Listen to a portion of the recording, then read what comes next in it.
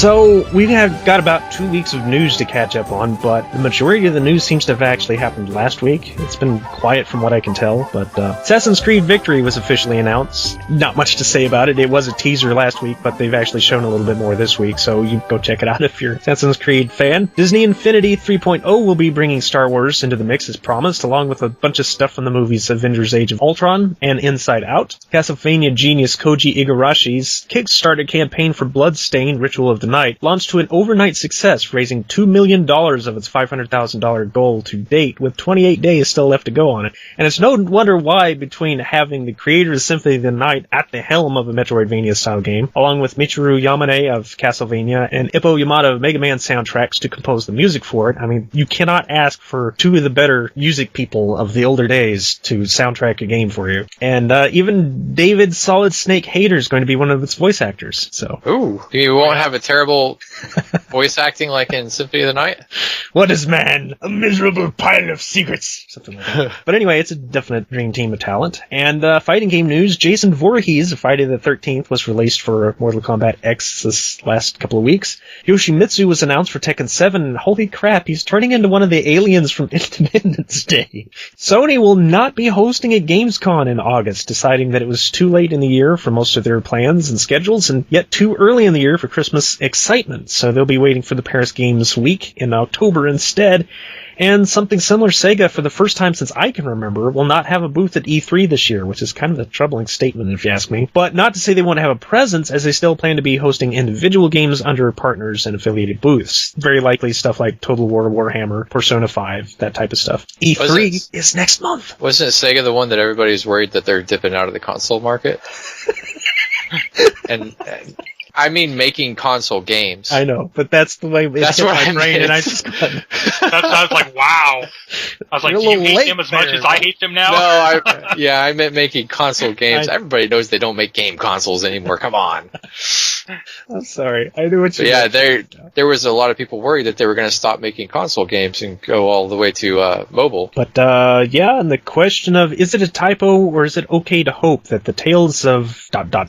games from Namco has been carrying on the brightest torches for Japanese RPGs over the last decade, and there's indications that the newer of the series, Tales of Systeria, coming to North American PlayStation 4s this fall, could be coming to Steam, according to a Steam database, and the ESRB is showing a PC listing of one of the biggest Western successes of the franchise, Tales of Symphonia. So more JRPGs to PC? We can only hope. Though fans aren't exactly happy the way present producer Hideo Baba has been running things after Zysteria's DLC bumblings. As I understand it, there's one of the main characters, and I mean one of the main, there's usually a main male and a main female character in every one of these games. The main female character was in all the promotional materials, but when it came to the actual game, she pretty much had her entire storyline and everything she had to do cut out. And people were wondering, what the heck is with this? And then the DLC showed up. You do not do that to the Japanese people. I mean, the Americans are complainy, whiny people, but the Japanese, when you screw them over, they remember, dude. You do not do that. They will leave you to die after that. We'll forgive you. They never will. That loyalty stuff swings both ways. Oh, and then the follow-up to the removal of the teaser demo for the now defunct Silent Hills, PT will be completely removed from the downloading servers, if not now, very soon. Meaning that even if you have access to PT, you can no longer re-download it. That should already be the case. That's going to shoot up the price of those things. The price of those things on eBay all the more. I swore that they said that they were actively throwing those consoles off of eBay. And they did for a couple of days, I think. Yeah. Oh, they need to not do that before I sell mine. Yeah, it's just like, hurry. But hurry, Mike, before it's too late. On kind of a personal note of that type of sort, I had $5 that is going to expire soon that's on my Xbox account. And I was going to see what games I'd be interested in getting. And I made a list sometime before Christmas about the games I'd be interested in. All the fighting games that were, online only, like Virtua Fighter, and all the rest of them, just completely Phantom Breaker, I think, was one. But two of them were removed off of the marketplace entirely. As I was just checking a couple months ago, so I didn't hear anything about it, and no plans to bring them back because the licensing was completed. They would have to renew the license to continue selling them, and for a lot of cases, this is not, cost effective for them. So this is going the same with PSN for one of the said games, and And one of the said games is the Scott Pilgrim game, which everybody remembers. That was kind of a cult hit. It was like River City Ransom for modern generation game systems. That was not a small thing. Wait, Scott Pilgrim got removed? Yes, it's gone. You will never be able to get it again, unless it shows up at Steam. Even from the downloads, it's not there to be able to download it if you've already got it? That I'm going to assume is still there, but I wouldn't bet on it for long. Because I have it, and I loved that game. But the moral of the story is, this is something I said a long time ago. This is why digital-only copies of games are bad. There's no way to get this game other than off of the system off of eBay or some pirating method using modded hard drives that's kind of shady and unreliable. Not to mention it might get you banned off of somebody's game servers. So what do you do when you can no longer get a video game? I mean, it's bad enough for MMOs, but at least that's understandable because it's server-based. But when you have these games that aren't server-based, no longer able to be gotten a hold of through used markets or anything else, where do you go? I always told them the solution was, if you have to raise the price to keep selling the game, then raise the damn price. If they want it, they'll buy it. And speaking of Silent Hills, Guillermo del Toro was interviewed about it and stating how he'd love to jump right back into the project in a heartbeat if in some magical way it ever found itself back in production. But Konami is being... I don't know what's up with them. It's like they're trying to destroy their company. They're doing everything Nintendo and EA and Capcom has done over the last few years that were bad, and doing it all at once. This is not good. But, lastly, there's a buzz that Nintendo and Universal theme parks might be partnering up to make Nintendo theme park, or at least Nintendo-inspired rides, existing theme parks run by Universal. It's way early for the details, but this sounds like a no-brainer. Probably 2 decades late, but Nintendo being in the financial hardships they're in, they're doing a lot more licensing to other people lately, and I think this is one of them. And it could pay off for them, because Mario's as big as Mickey. It needs to pay off. I think for one generation, they should just try to make it a next generation. Go like Microsoft and Sony. Just try to go crazy with the system and see what they can do. But then they'd have to change a lot of the ways they behave, and Nintendo is not good at that. Nintendo is very hard-headed with change. I don't think they've really seen a reason to change the way they do stuff is the problem. Mm-hmm. They get stagnant. Stagnant's bad. Meanwhile, in movie news, Hugh Jackman seems to be strongly hinting that when the third Wolverine movie is completed, he'll be walking away from the role that made him a household name.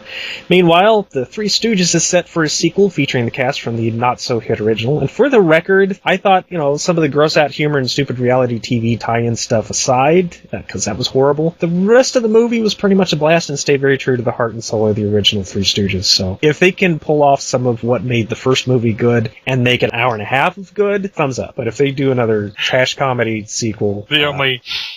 The only thing I loved about that Three Stooges first movie was when he slapped one of the reality TV ladies. I was just like, oh my god, yes. There was some justice in that at least, but still, yeah. I could have done without all that. But I understand they have to make a story. Owen Wilson and Jackie Chan are back for Shanghai Dawn. I don't know if anybody asked for that, but alright. And from Japan, we have a trailer for the 15th anniversary project trailer for Digimon Adventures Tri that will feature the return of the most famous cast in the Digimon universe. And one more superhero news of the X-Men spin-off movie New Mutants has been announced by Fox and will be directed by Josh Boone, famed for The Fault in Our Stars, and recently announced his plans for a 3-hour-long A-list retelling of the Stephen King Armageddon classic The Stand. So, that's pretty much the news for the last 2 weeks. I know there's a whole lot more going on, but we don't want this show to be 2 hours. Yes. That's going to happen when E3 happens. Last time we had an E3, we had, 4 shows? For each conference, basically. We might do that again this year, I don't know. And a special little shout-out, as of yesterday, our good friend Mark lives up there in Canada, had his baby yesterday. He's a papa now. Little Evelyn. So you can follow us at Twitter, at PrinnyCast, and you can contact us with email at PrinnyCast@gmail.com. And once things finally get settled a little bit, I'm going to try to upgrade the show back a little bit. Possibly even our intros will have our little animations back. We'll see how that goes. Because we've done some talking, and there's no reason that I have to go and try to slam all this together the same night we record. We can wait till Monday. I mean, anybody that's watching the show we're not their primary source of information anyway, so a little bit of a time lag is not going to hurt anything. Mm-hmm. And especially if the production values get beefed up a little bit in the process. I just don't want to go back to losing my entire weekend for the show. No, you don't want to do that. So, yes, I remember that. As much as I would love to get back to the animated game news, because that was some of the best stuff that's ever been done on the channel, that's just too much. It's too much. Even if there was 100 people watching us every week, I still don't know if I could put up with that. Chris better be making $50 a damn day from the YouTube channel before that happens. Well, maybe not that much, but... At least enough to warrant losing my entire weekend. Yes. But anyway, we need to shut up and tell everybody goodbye. Shut up, everybody! See you next time. Oh, wait. Oh. Yeah. That's okay. See you next time. Later, dudes. Later.